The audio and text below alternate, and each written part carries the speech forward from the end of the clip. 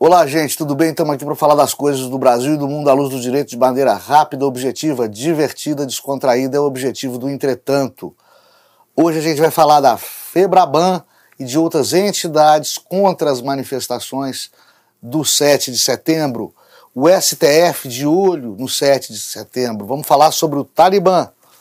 Vamos falar sobre o que as manifestações de 7 de setembro poderão mostrar. Vamos falar também sobre os boatos, os fuxicos de internet estrategicamente lançados nesta semana que antecede o 7 de setembro, envolvendo problemas conjugais do presidente Bolsonaro, envolvendo supostos escândalos de corrupção do presidente Bolsonaro, envolvendo a possibilidade espalhada pelo ex-presidente da Câmara, Rodrigo Maia, e que se refere à vida privada do presidente Bolsonaro, tudo jogado nas redes sociais em plena semana do 7 de setembro. Por que será? Eu aguardo vocês no Entretanto. Eu não me ajoelho com politicamente correto, não, porra. O juiz não tem que entrar em pilha de mídia, que atuar fazendo justiça.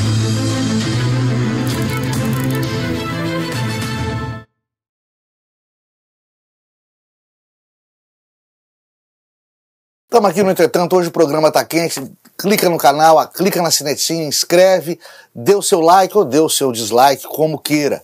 Participe, indague, pergunte, a participação de vocês no Entretanto é muito importante. Na semana que antecede, na semana do 7 de setembro, a FEBRABAN e algumas entidades ligadas ao agro estão se postando previamente contrária às manifestações vindouras do 7 de setembro. Essa também é uma tendência dentro do STF, né? A gente não sabe por quê. Aliás, sabe. É muito difícil você defender, sustentar entidades que desde logo e antecedentemente se posicionem contrárias a uma manifestação popular democrática e, a princípio, pacata, que irá ocorrer em uma data festiva e significativa da República. Por que eu vou ser contra uma manifestação popular? Por que eu vou ser contra a manifestação de pensamento de uma enorme parcela dos brasileiros e brasileiras? Isto será a democracia? E outra, banqueiro e contra manifestação política, pouco importa. Se é que vocês me entendem. Né? Que povo não gosta de banco, povo não gosta de banqueiro, e daí porque a FEBRABAN se meter nesse caldo político-cultural, nessa guerra politizada e polarizada, que é a nossa política brasileira, infelizmente, a FEBRABAN nisso se meter é uma arrematada loucura. E se eu conheço esse pessoal, eles não fizeram isso de graça. Se eu conheço esse pessoal, banqueiro não faz nada de graça. Na verdade, não se está ameaçando a Constituição, não se está ameaçando a democracia quando se vai para a rua protestar ou quando se vai para a rua defender um determinado posicionamento diante de um problema político que o país esteja enfrentando. Isso não é perigo para a democracia. Se postar contra o jeito de agir de figuras proeminentes da República, se postar contra o funcionamento de instituições no que toca à sua eficiência, bem entendido, né? Se postar contra a maneira como determinadas autoridades agem e interagem com outros poderes da República, com a população em geral. Isso não é ir contra a Constituição, isso não é ir contra a democracia, isso é justamente o oposto. Isso é democracia em seu fulgor, em seu ápice. Isso é justamente se consagrar os direitos e garantias fundamentais que estão protegidos dentro da Constituição Federal. Ou seja, não tem por que ter medo de ato antidemocrático, de passeata que seja antidemocrática. A passeata por si só, ela é um exercício pleno da democracia. Né? Se agitar contra ou a favor o STF, se agitar contra ou a favor o AI-5 ou a intervenção militar, isso é opinião política. Isso é opinião política. E o exercício da opinião política também não pode ser considerado crime de qualquer natureza. Quem diz que isso é antidemocrático é que o está sendo. Quem tem medo da voz do povo e da voz das ruas tem alguma coisa a esconder. Isso não é bom para a República. Por isso, vamos parar com essa história de pré-crime. Né? Só em filme de ficção científica que se pune o criminoso antes do crime cometido. Não tem quadrilha nenhuma se formando nas ruas para atentar contra a normalidade democrática. Tem um grupo imenso de cidadãos e cidadãs extremamente revoltados com a maneira antidemocrática com a qual o Brasil vem se portando, com a qual vem se desarmonizando os poderes da República. É contra isso que esse pessoal vai protestar no 7 de setembro. E esse pessoal não pode ser taxado como antidemocrático simplesmente porque exerce o seu legítimo direito de protestar, de apoiar politicamente, de manifestar a sua opinião política. Não se pune previamente ninguém. Não há censura prévia. Diz que o STF está de olho nas manifestações de 7 de setembro. Queria ver os ministros lá.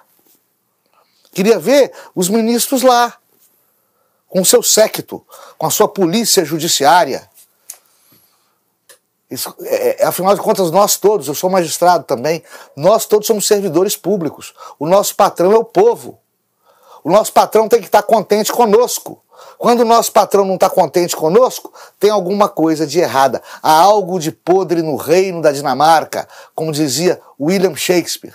E não adianta tentar impedir a massa popular. Não precisa também ter medo do exército. O exército não vai fazer nada de escatológico. O verdadeiro exército do conservadorismo brasileiro é o povo. O povo é conservador no Brasil. O povo é religioso, trabalhador, não gosta de ladrão, não gosta de corrupto, não gosta de quem ganha dinheiro fácil, respeita e preserva as instituições, respeita e preserva os valores da família. Esse é o povo brasileiro. O povo brasileiro não é o povo que aparece em novela da Globo, não. O povo brasileiro não está representado por sindicalistas, por celebridades, por formadores de opinião, não. O povo brasileiro é o pai de família que trabalha de sol a sol. O povo brasileiro é o capial do interior que trabalha na colheita, que trabalha na safra. É o profissional do agronegócio.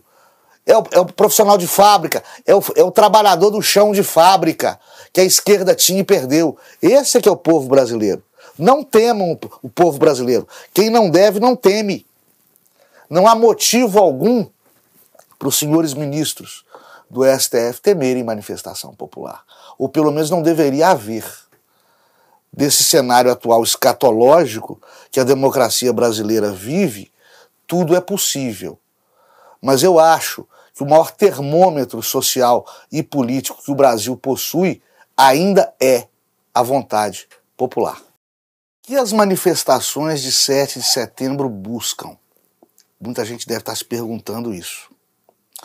Em primeiro lugar, quem dela irá participar deverá manifestar o seu apoio ao presidente da República e o seu descontentamento com a maneira com a qual os demais poderes da República, os demais representantes de outros poderes da República, vêm tratando o governo Bolsonaro, ou vêm tratando com o governo Bolsonaro. É uma maneira, parece-nos, de demonstrar a força da direita, dos conservadores no poder. É uma maneira também de demonstrar que enquetes com intenção de voto, publicadas recentemente, de maneira muito precoce, estamos há mais de um ano das próximas eleições presidenciais, tendem a ser uma farsa. Tendem a ser uma farsa. Porque, pelo que se sabe, o presidente da República é ainda o político mais popular do Brasil, o político mais povão do Brasil. A esquerda perdeu o povão. Eu estou dizendo isso não por ser conservador ou progressista, como analista desse período político complicado em que vivemos. Goste você ou não do presidente da República, admita que ele fala a língua do povo. É ele que fala a língua do povo. Lembra-se da eleição passada? Ele contra Fernando Haddad. Haddad é um acadêmico de faculdade, né? Haddad é um PhD. Haddad é um homem com quatro cursos superiores, com mestrado e pós-graduação. Haddad com 4 formaturas, como dizem no interior de Minas, né? E não disse nada para o eleitorado. É um político que não conseguiu se reeleger prefeito de São Paulo. Ele, no poder, não conseguiu se reeleger prefeito de São Paulo. Quem é que espelha o povão brasileiro? Jair Bolsonaro, com seu jeito tiozão, com seu jeito popular, com seu jeito carismático, falando a linguagem do povo para o povo, né? Ou os intelectuais de Zona Sul, ou a esquerda caviar, ou a esquerda de batom. É claro que você vai observar que o Brasil, que já esteve representado pelo senhor Luiz Inácio Lula da Silva, o Brasil que já esteve representado pelo PT que já esteve no chão de fábrica, hoje perdeu esse chão de fábrica, perdeu as periferias. A esquerda se perdeu em meio a uma vultosa massa de incidentes envolvendo corrupção política e governamental, e se perdeu também quando levou muito a sério as lições de hegemonia cultural de Antônio Gramsci. E em levando muito a sério, começou a abraçar muita causa de minoria, né? A causa da discriminação racial, a causa da homofobia, a causa indígena, a causa de cotas raciais, a causa da gordofobia, enfim, foi. Quem reza para muito santo não tem milagre de nenhum. Ao abraçar as causas das minorias, que era o que Gramsci defendia, olha, nada de revolução do proletariado. O proletariado é nosso e o burguês vai ser nosso também. Nós temos que demonstrar uma luta pelos direitos das minorias, porque essa luta não vai terminar nunca. E é a luta que justifica a força. E é a força que justifica a dominação. E isso é Antônio Gramsci. Isso é comunismo em estado bruto. E é esse comunismo em estado bruto que governou o Brasil por 20 anos. Queira você ou não, dê esse nome ou não. O povo cansou disso. O povo se desgastou com isso, porque não viu resultado. A esquerda foi boa no poder. O PT foi ótimo no poder. Lula e Dilma, e antes deles, o FHC preparando o terreno para o auge da esquerda, foram ótimos para o Brasil. O que eles resolveram? Que problema social que a esquerda resolveu? Resolveu fome? Resolveu miséria? Violência urbana? A questão das drogas, não. O FHC está querendo liberar. A questão do desemprego? Também não. A questão de moradia? Nunca vi fazer tanta casa, tanta minha casa, minha vida, tanta minha casa, minha vida e continuar a gente sem teto. Então, se a esquerda não resolveu nada, por que a esquerda foi boa para o Brasil? Acho a esquerda muito eficiente como oposição. É o rastro da onça. Agora, no poder, me expliquem qual que é o problema brasileiro que foi desbaratado pela esquerda, pelo amor de Deus. A maioria dos brasileiros também não viu problema nenhum sendo solucionado. E não me venham aqui com essa retórica de que não teve tempo. Foram 20 anos. Entre FHC, mais light, Lula e Dilma, a mais vermelha de todos, e também a mais incompetente de todos, entre esses três aí, foram 20 anos ou mais. E não resolveu. E o povo viu isso.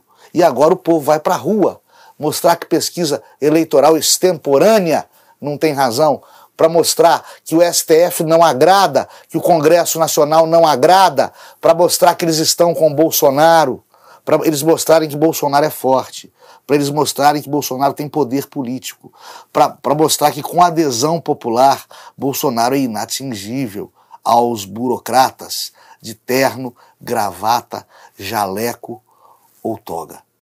Ao ver os talibãs barbudos, civis, fortemente armados, tomando poder, retomando o poder no Afeganistão, eu não me esqueço daquelas imagens de 60 anos atrás, de Fidel, Che Guevara, barbudos, civis, armados, tomando poder em Cuba.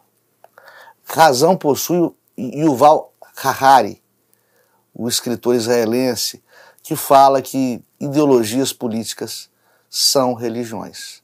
Seguir o partido por ideologias políticas fanáticas, seguir o partido por religiões fanáticas ou religiões adotadas de maneira fanática, sempre nós vamos estar diante de um Estado sacro, um Estado religioso, um Estado governado por normas religiosas e não por um Estado laico.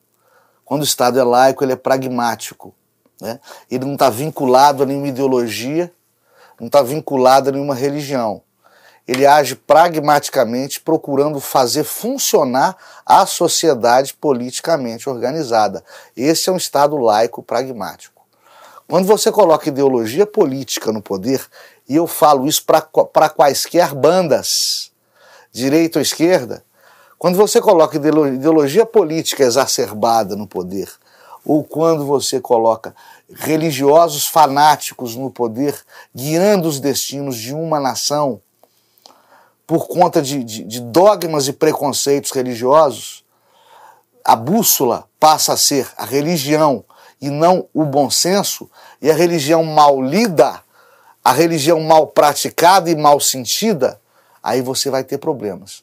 Tanto no campo da religião, propriamente dita, como no campo da religião política, que é a ideologia de fanáticos, que é o comunismo, socialismo, nazismo, fascismo, os ismos da política. Sempre que acontece de um Estado-nação se guiar por alguma paixão que não seja o bom senso, a serenidade e o patriotismo, nós haveremos de ter problema. Tivemos problema e temos até hoje com Cuba, tivemos e temos até hoje com China, Coreia do Norte, e voltamos a ter com o Afeganistão. É uma pena. Eu não estou falando mal de muçulmanos.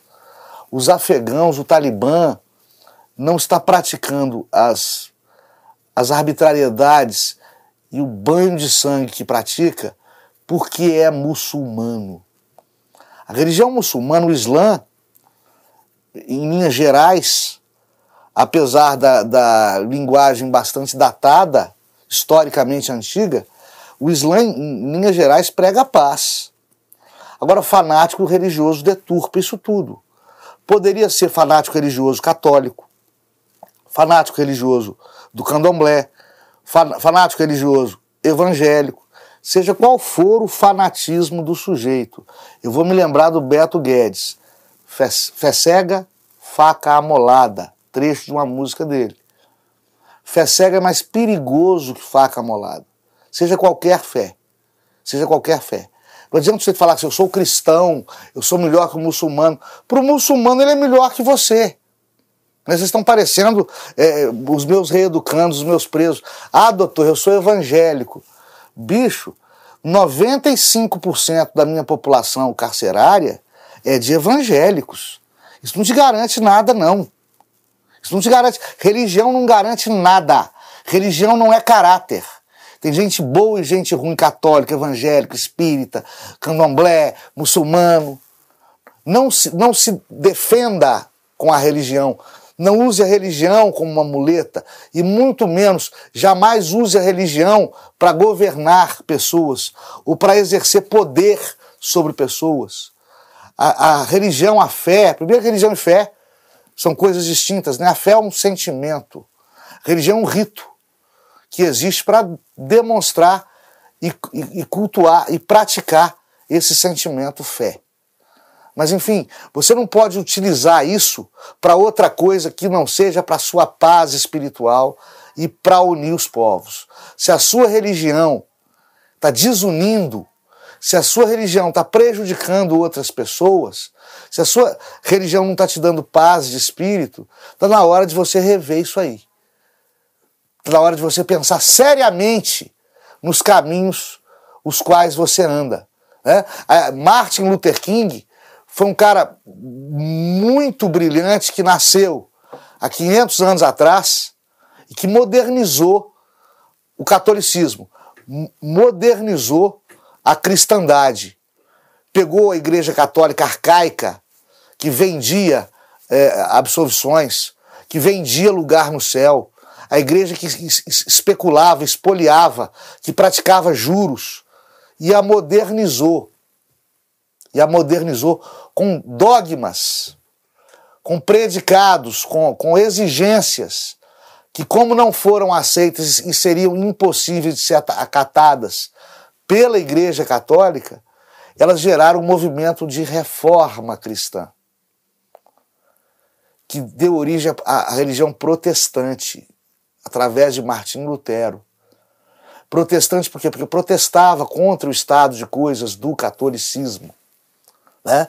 Ali sim, você teve um desabrochar de fé, que historicamente foi importante para a civilização.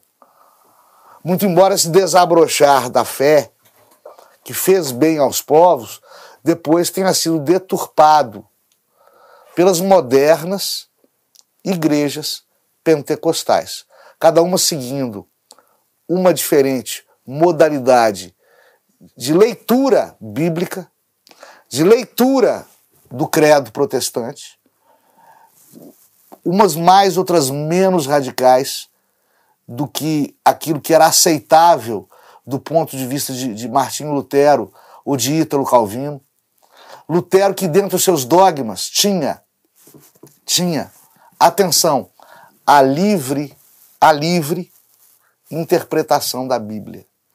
Ele recomendava e pedia para a Igreja Católica da época, atenção, a livre interpretação da Bíblia. Não é o que se pratica hoje, dentre a maioria das igrejas evangélicas pentecostais. Acho que há liberdade de credo? Acho não, tenho certeza. Está garantido na Constituição. Mas a liberdade de credo também me protege, isso que eu procuro colocar na cabeça das pessoas.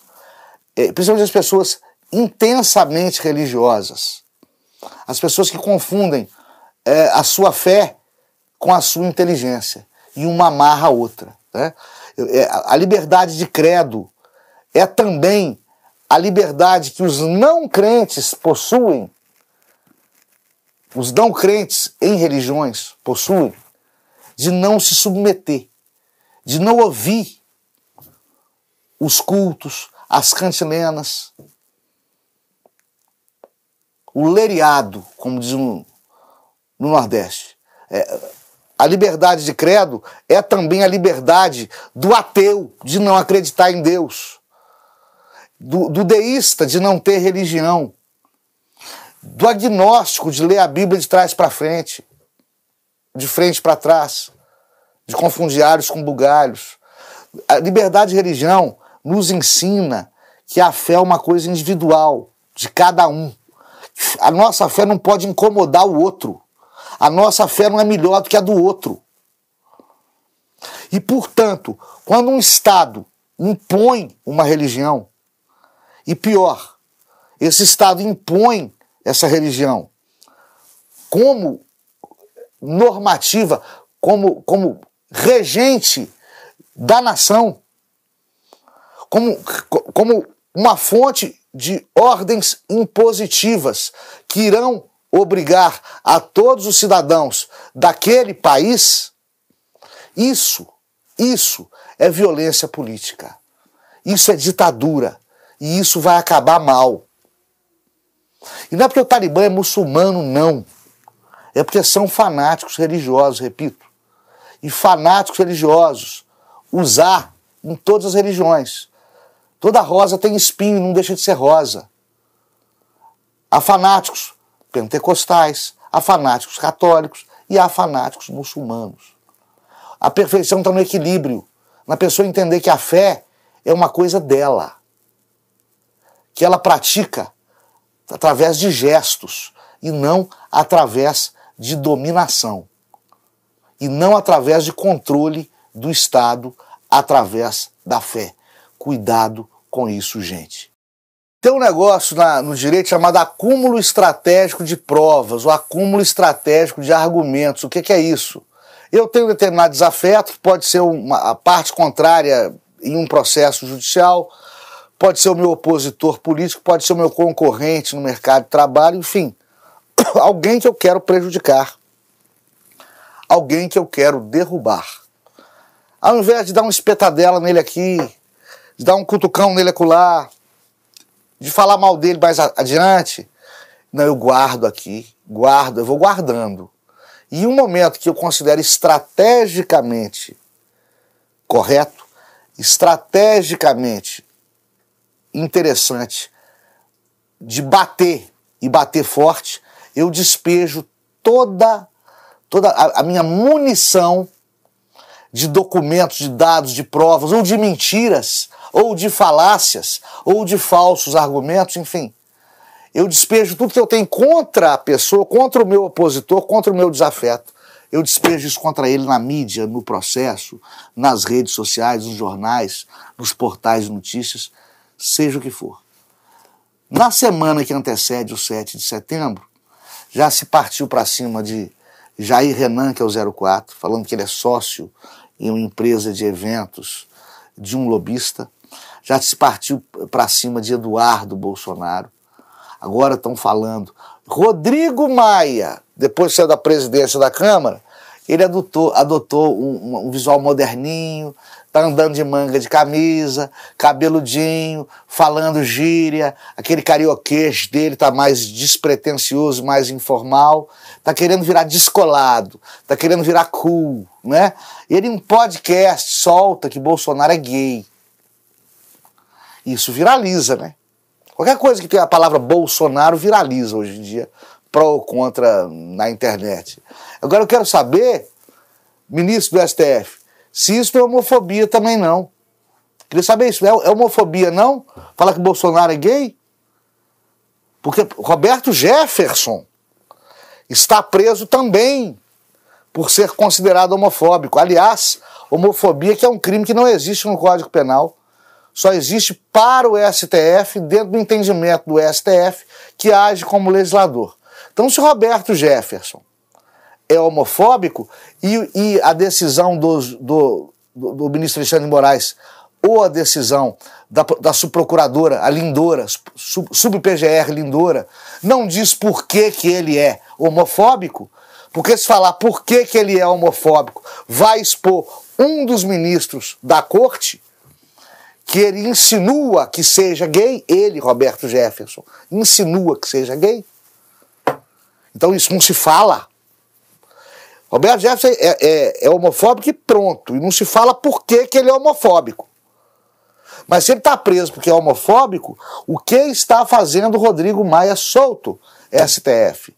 Vocês entenderam, excelsos ministros, por que vocês não podem legislar? Não é só porque a Constituição não proíbe, não. Vocês não podem legislar porque vocês são péssimos legisladores. Péssimos legisladores. Vocês não sabem do que vocês estão falando. Aliás, não que sejam brilhantes magistrados. Ninguém está falando isso, né? Ninguém está falando isso. Nós temos que diferenciar dentro do STF aqueles que são juízes bons ou ruins, são juízes togados, agindo como juízes togados, ou aqueles outros que não são magistrados, estão magistrados e não estão agindo como magistrados, que é o que se diz por aí, né? Mas, enfim, legislar é perigoso.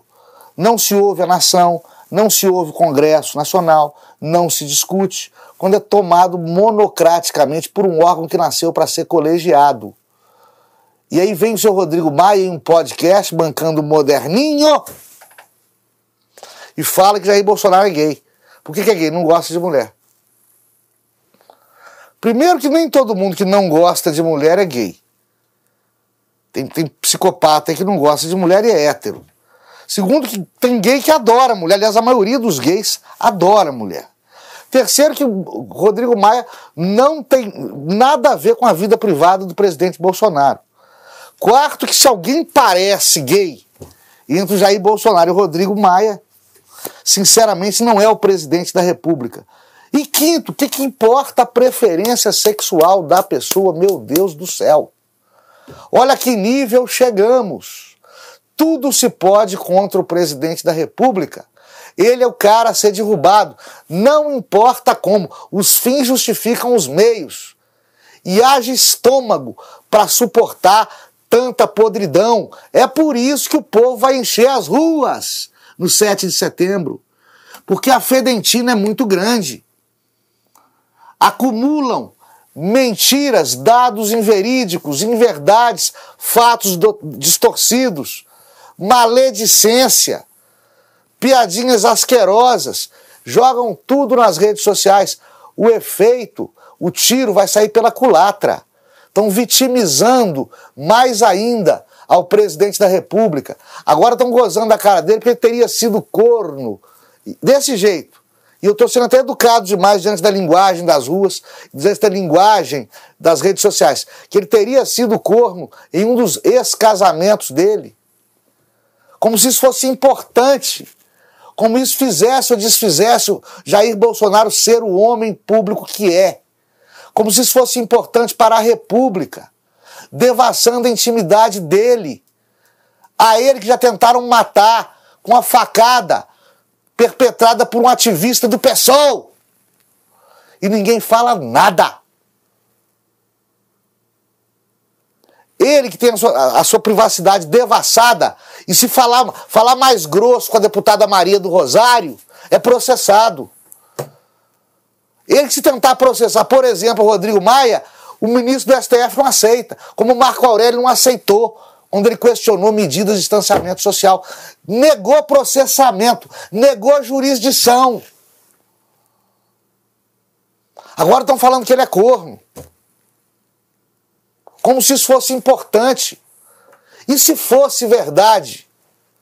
Eu já estive em Buenos Aires uma ou duas vezes. Certa vez que lá estive, era o auge dos problemas de drogas de Maradona. E eu caí na besteira de comentar isso com um motorista de táxi, em plena Buenos Aires, capital da Argentina. O motorista de táxi me deu uma aula do que é ser argentino. Ele falou assim, para nós, os defeitos dele nos aproximam mais ainda dele. Porque com os defeitos dele, ele mostra que é humano como nós. Os defeitos do homem público, quando não derivam da maldade, gente, aproximam esse homem público do seu povo. Aproximam esse homem público do seu povo. Fazem dele um de nós. Em absoluto, eu discordo em absoluto que a vida privada das pessoas públicas seja importante, em primeiro lugar. Em segundo lugar, eu discordo profundamente daqueles que acreditam que os fins justificam os meios em política. Porque não gosta do presidente, porque acha ele um desastre, tenta matar, assassina a reputação, fala mal dele, da mulher, da ex-mulher, dos filhos. Que quadrilha é essa? Que quadrilha é essa da qual nós ficamos livres e que ainda ousa retornar com essa carga espúria de argumentos podres que, ao invés de pacificar a nação e contando com um compadrio de autoridades, ajudam a disseminar o ódio. O verdadeiro gabinete do ódio vem desse pessoal. Isso é Lenin em estado bruto. Xingue-os. Atenção, isso é Lenin, não sou eu não. Xingue-os do que você é.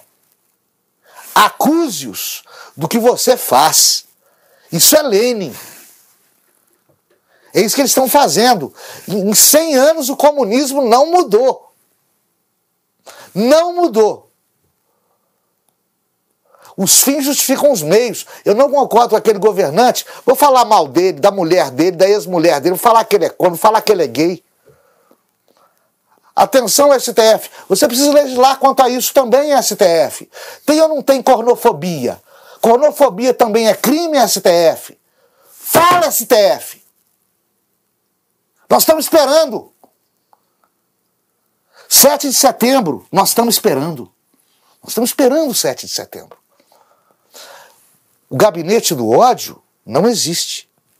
O gabinete do ódio é de quem levanta ofensas e sustenta o ódio e sustenta argumentos dessa natureza em redes sociais. Esses são os haters, esses são os odiadores. E não adianta falar, vocês vão ver, a popularidade do presidente da República não decorre de patrocínio em rede social, de robô de WhatsApp. Vocês vão ver milhões de robôs nas ruas 7 de setembro. Vocês vão ver o que é robô. Vocês vão ver. Tem aquele livro do Isaac Asimov, I Am Robot, Eu Sou o Robô. Vocês vão ver. Milhões de robôs ocupando as ruas. Ministro Barroso, o senhor que disse que a hora do judiciário ouvir a voz das ruas, ministro Barroso, um pedido desse humilde magistrado de carreira que vos fala, ouça a voz das ruas 7 de setembro. Ouça bastante, o senhor e seus pares, a voz das ruas. E, sobretudo, não tentem calá-las, calar a voz das ruas, legislando em matéria penal. Tá bom? Deus fique com todos nós. Semana que vem eu volto. Dê o seu like, clique na sinetinha e inscreva-se no canal.